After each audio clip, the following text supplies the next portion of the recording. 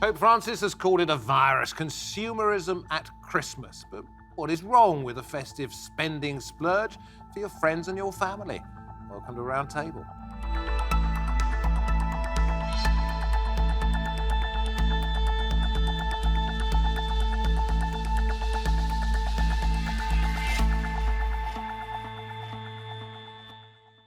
And a very warm welcome from me, David Foster. It's a refrain as familiar as a Christmas carol. Excessive spending at this time of year has gone too far. The true meaning of Christmas has been forgotten.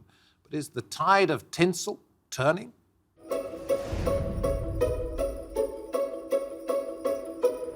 For many, Christmas is a good time of year to go shopping.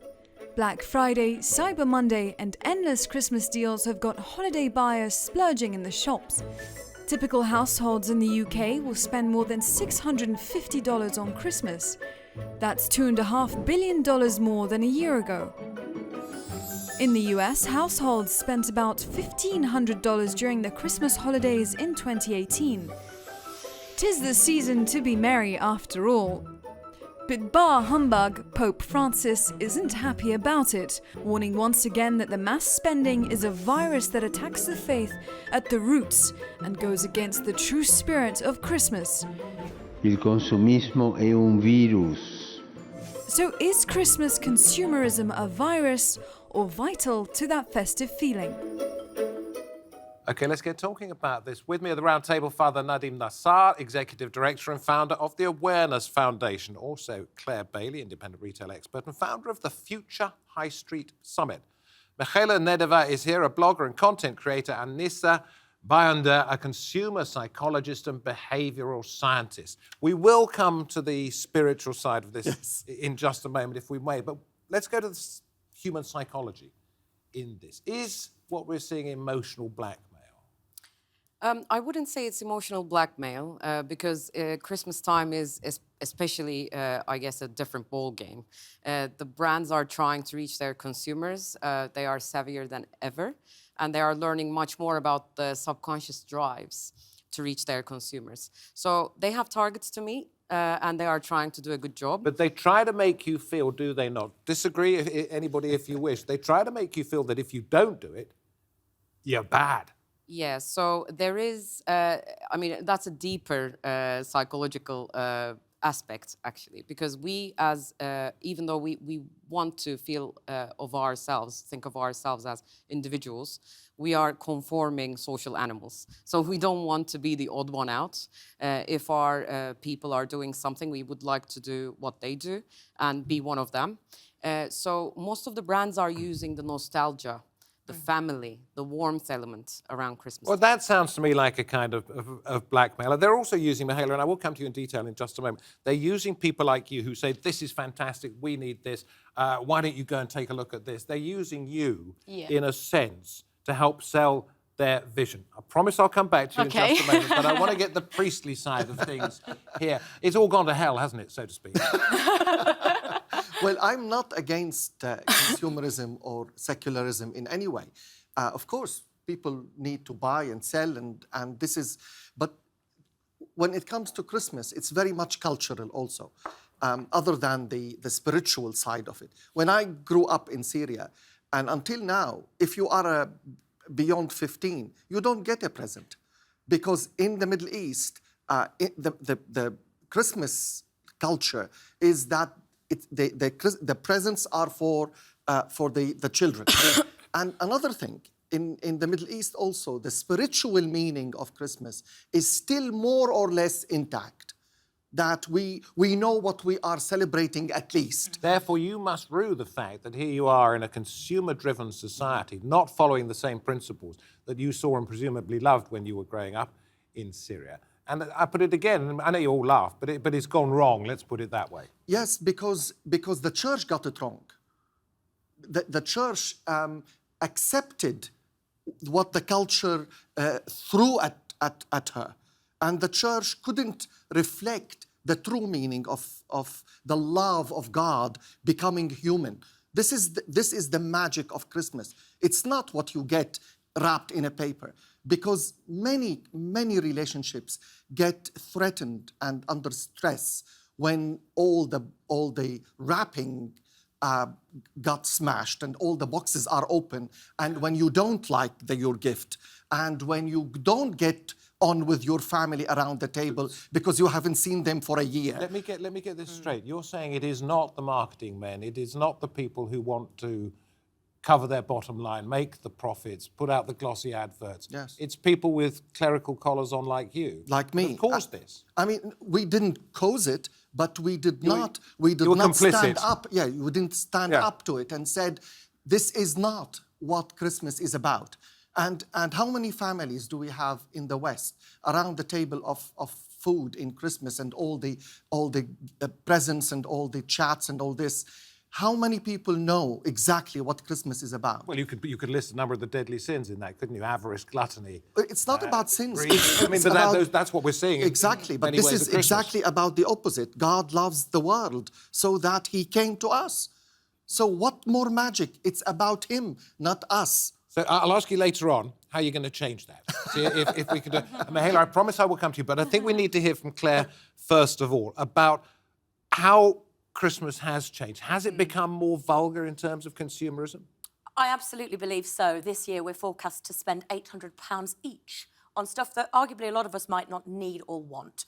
And when we've got people turning to food banks in droves and other issues within our sort of social and economic backdrop, I think that people do feel under enormous pressure to spend. Having said that, if you look at some of the major retail brands' TV advertising campaigns this year, they are referring back to some of the more spiritual values of Christmas. Don't they make you cringe, though?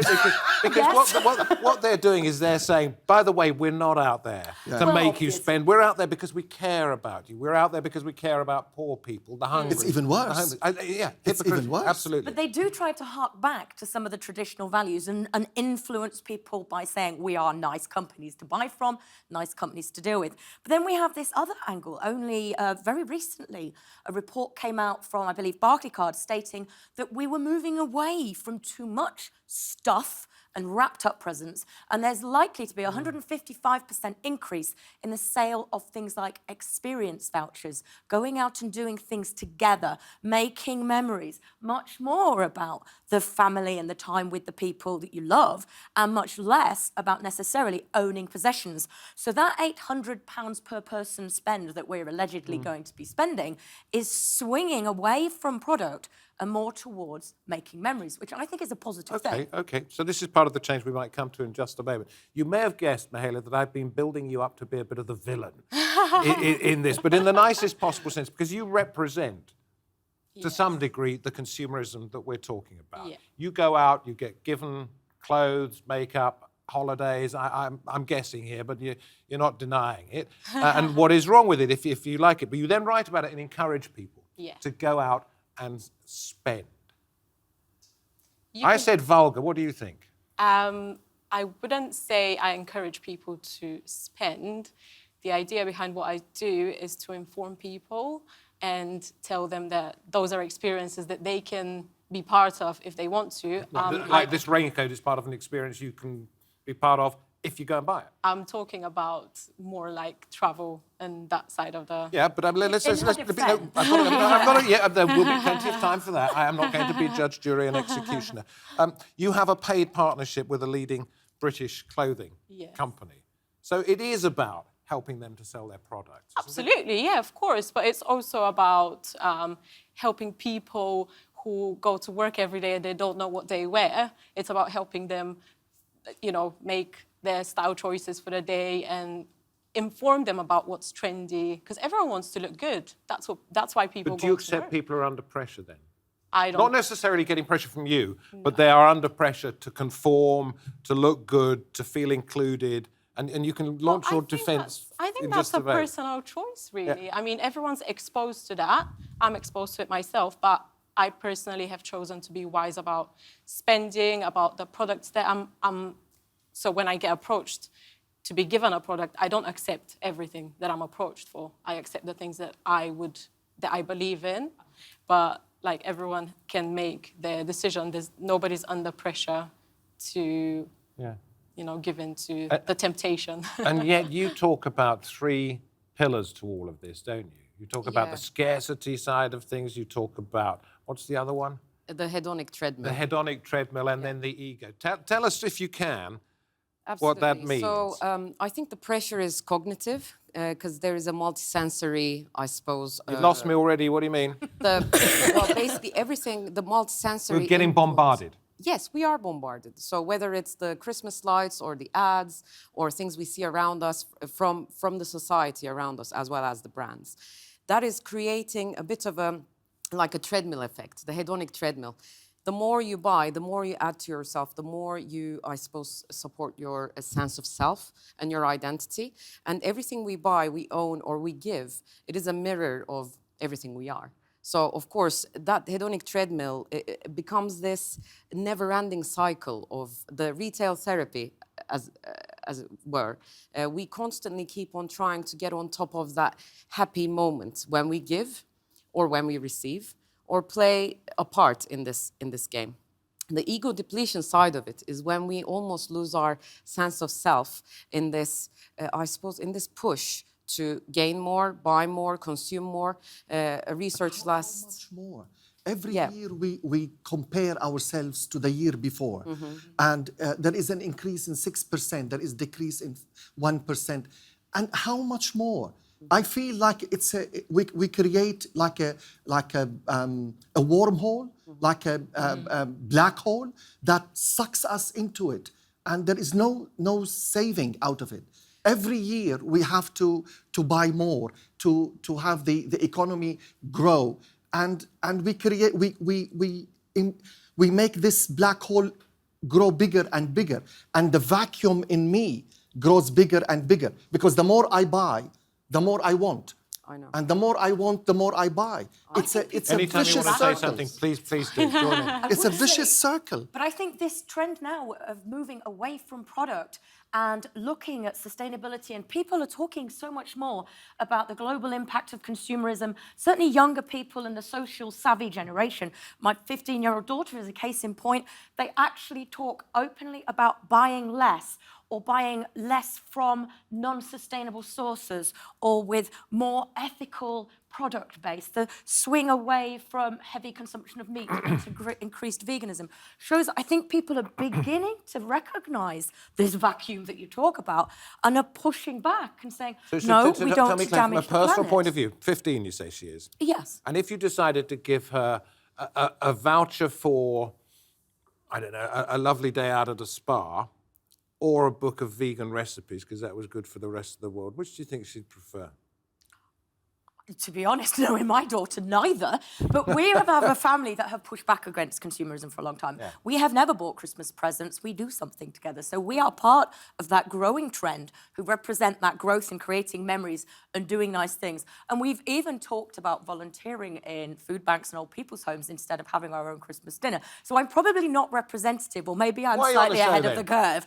But because I also have to support my clients, who are the major retailers and brands, who as PLC companies have a duty to their employees, their customers, and more importantly, their shareholders, to deliver shareholder value. See, this is where I can bring you back in again.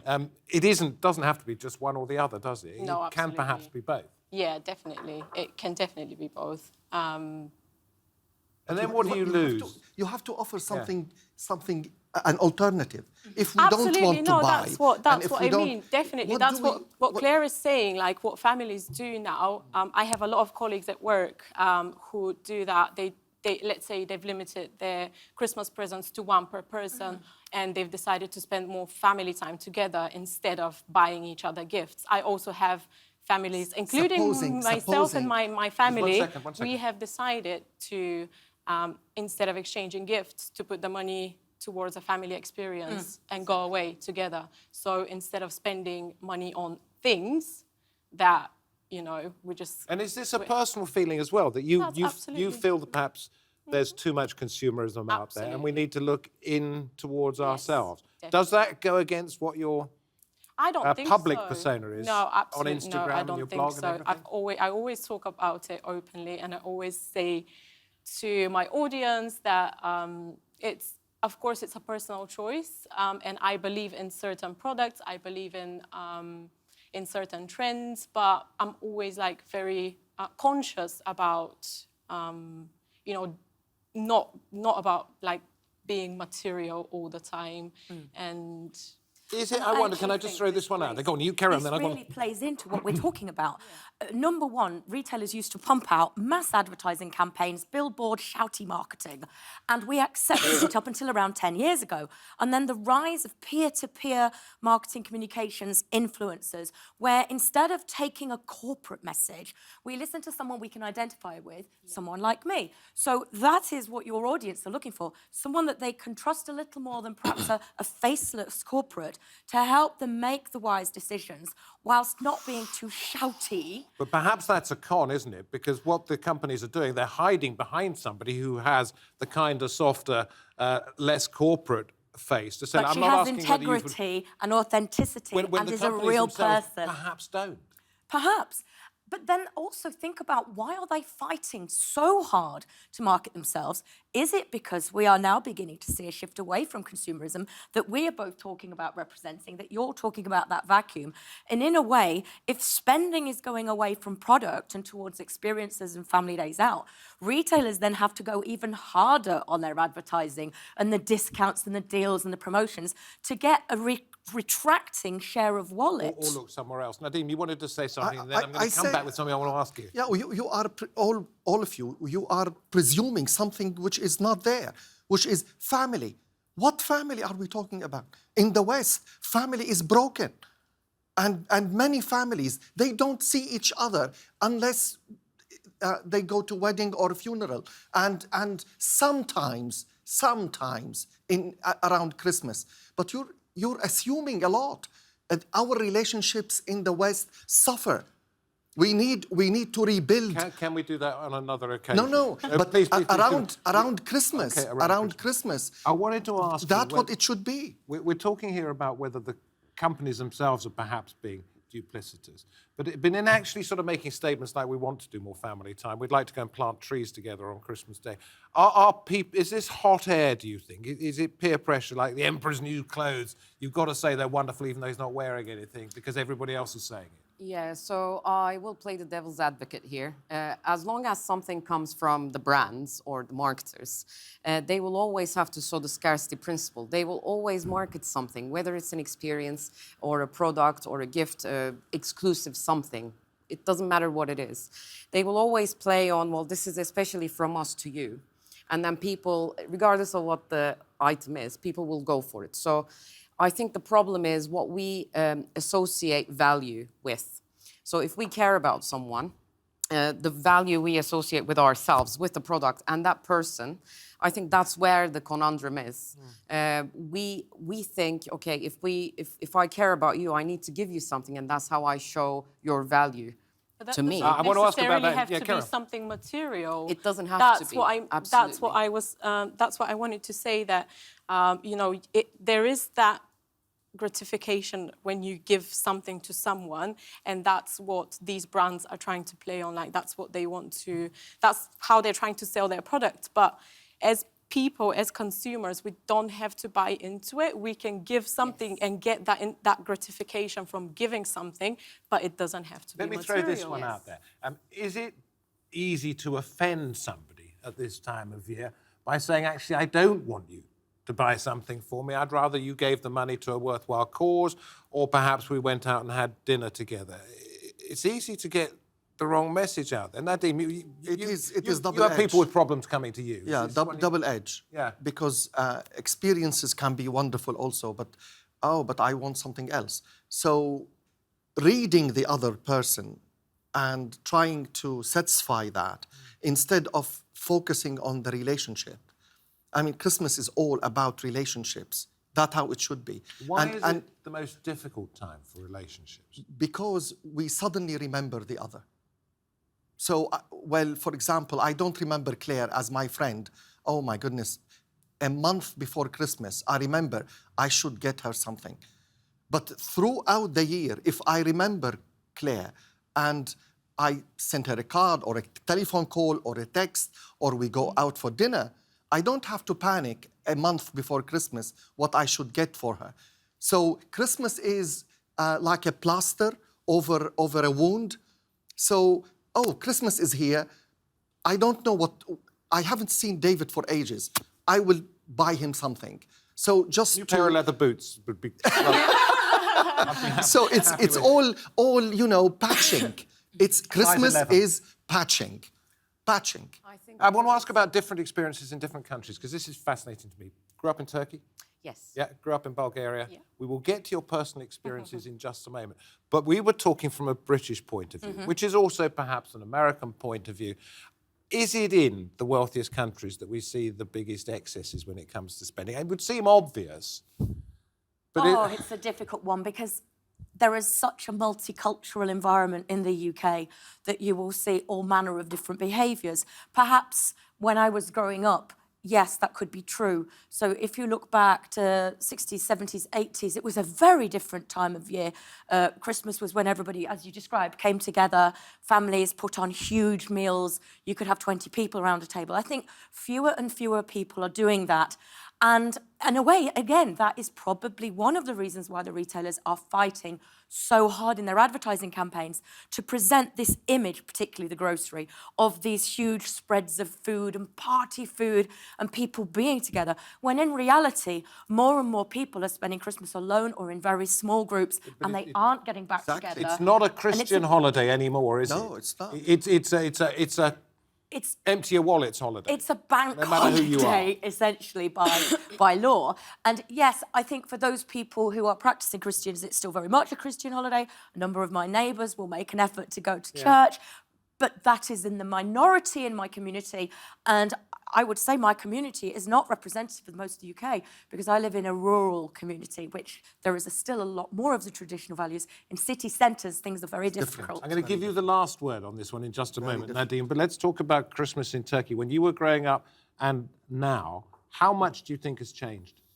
I would say it hasn't changed that much because in the 80s and early 90s, it was still a time of gifting, which is interesting because the majority of faiths? Turkish... well, yes, across the... It is agnostic in the sense that you still have Christmas trees everywhere in Turkey and the decorations, but they use it for New Year's Eve. So it's almost like you're finishing the year, well done you, another year passed, here's a gift to celebrate. It's happy holiday thing. Yeah, so it is an interesting concept. It has changed in the sense that there are now more decorations on the streets. There is Santa and stuff like that everywhere. And Santa's However, a commercial people don't animal think about it. anyway. Yeah. Mahela, what about Bulgaria? When you were growing up? When I was growing up, Christmas was all about family. And that's how I remember Christmas and that's how I want to remember Has it. it moved on? I Have you seen a think, change? yeah, I think so. It has moved on, definitely. I wish it was what it used to be, like just families all together gathering for Christmas. But unfortunately, I don't live there anymore. I can't travel back home for Christmas because the tickets are so expensive.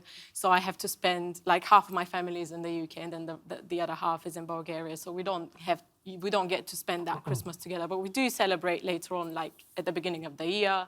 And we do get together, but just not on Christmas. Nadim, here we are talking about Christmas and consumerism. Of course, you are from Syria, and we know how deprived the people are there, and goodness gracious me, how many Christmas times they've had in this conflict. We must remember them, but equally we must address the question we have at this table. And you, as a father figure in more ways than one, because you are a father in the church, tell us how to sort this one out. It's not about sorting it out. It's about shifting the gravity, dismantling those black holes in that we should do this, we must do that. And readjustment. We are relational beings. So whether Bulgaria or Turkey or Syria or Britain, we all have our nostalgia, our memories about Christmas. And the best memories are about relationships. And the whole Christmas is about God's relationship with us. And it's about relationship. Why don't we shift the gravity of Christmas from what I'm going to buy, what am I going to do for others? And bring back the meaning of Christmas is about relationship. But it's not like you can jettison one for the other. No. In my opinion, it is that you have to have a symbiotic relationship. Claire, I think you said 800 million. And it's probably going to go up. They have to live side by side, don't they? A hedonistic world and a spiritual world. I'm not saying at all, don't buy and this is hedons and this is rubbish. We all get joy out of a gesture, out of something nice. But don't forget your relationships all the year and remember them only a month before Christmas and you rush to sort them out. Keep the focus that you have a family, you have friends, you have people who you love and they love you. Don't forget them all year and remember them on Christmas. I wish we had more time. I've been told we've got to shut up. Even though it's Christmas, I can give you nothing more. Thank you very much for coming on the Thank programme. you. Happy Christmas. Happy to Christmas each to you. and every one of you and to you out there. Whatever your faith, whatever you believe, I hope you have a wonderful time. From me, David Foster from the Roundtable team, goodbye for now.